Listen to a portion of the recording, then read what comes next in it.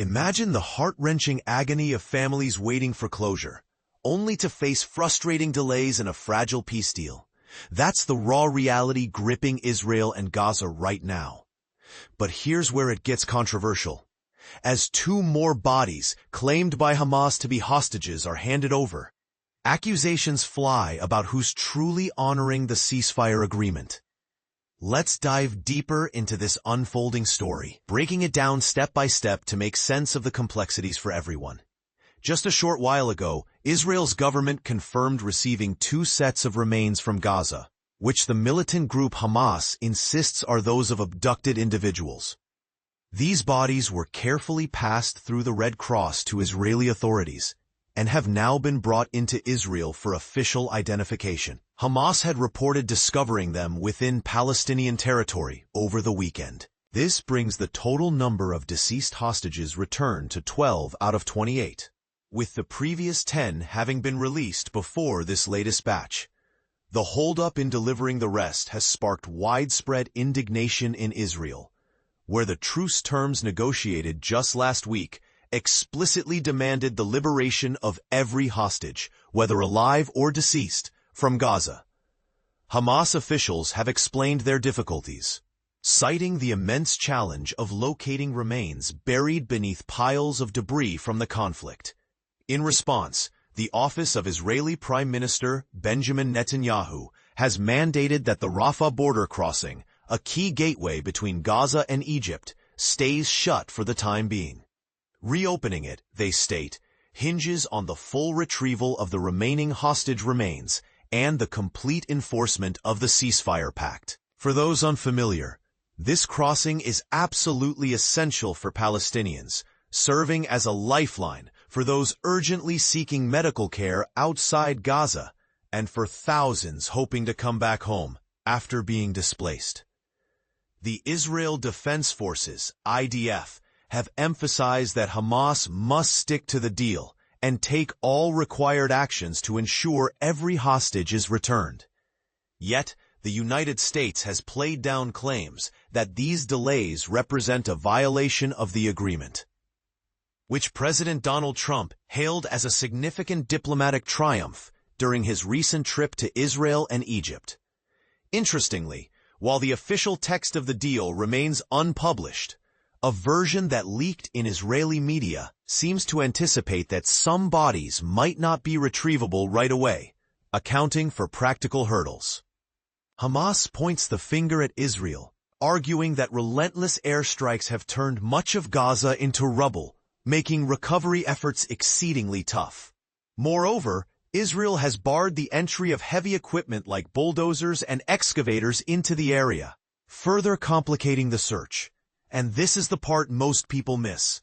The devastation is so profound that UN Humanitarian Chief Tom Fletcher described the Gaza Strip to BBC News as a wasteland, where survivors sift through ruins, not just for loved ones, but for remnants of their homes, many completely leveled.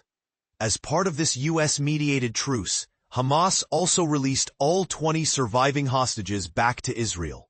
Israel, in turn, confirmed the identity of the 10th deceased hostage returned on Friday, identifying him as Eliyahu Margalit, whose remains were retrieved from the Nir Oz kibbutz following his death on October 7, 2023. The Hostages and Missing Families Forum has been closely involved in these processes.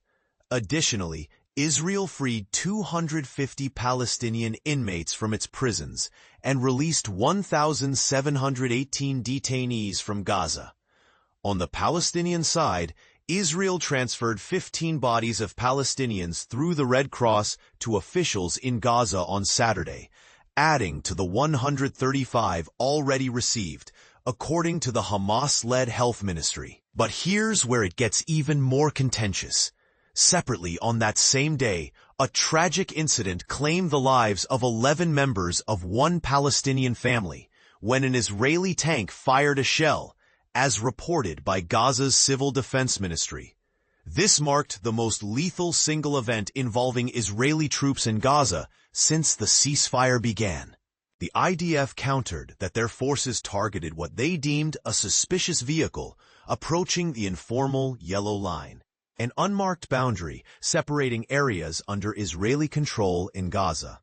Without clear markers, it's ambiguous whether the bus actually crossed that line, and reporters, including those from BBC, have sought precise coordinates from the IDF to clarify the facts.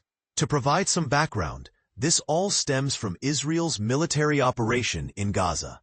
Launched in retaliation to the October 7, 2023, assault by Hamas militants, which resulted in the deaths of around 1,200 people in southern Israel and the kidnapping of 251 others.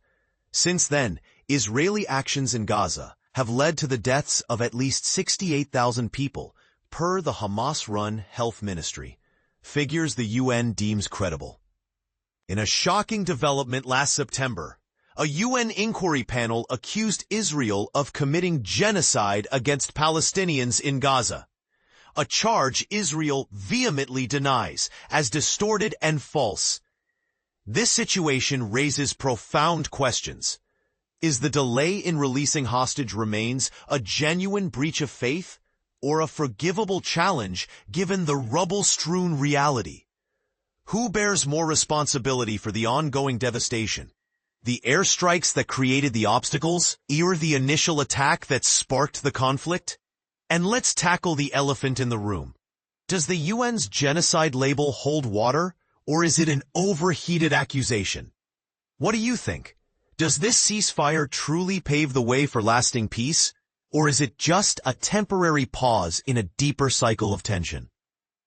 Share your thoughts in the comments below. I'm eager to hear agreements, disagreements, or fresh perspectives on this polarizing issue.